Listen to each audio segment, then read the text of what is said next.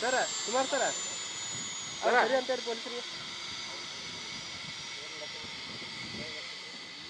ಪೊಲೀಸ್ರೆ cap ಕೇಳಲ್ಲ ಅವ್ರಿಗೆ ಹೇಳೋ ಹೋಗಿ ಅವ್ರಿಗೆ ನಮ್ಗೆ ಗುಂಡ ಕೊಡ್ತಾರೆ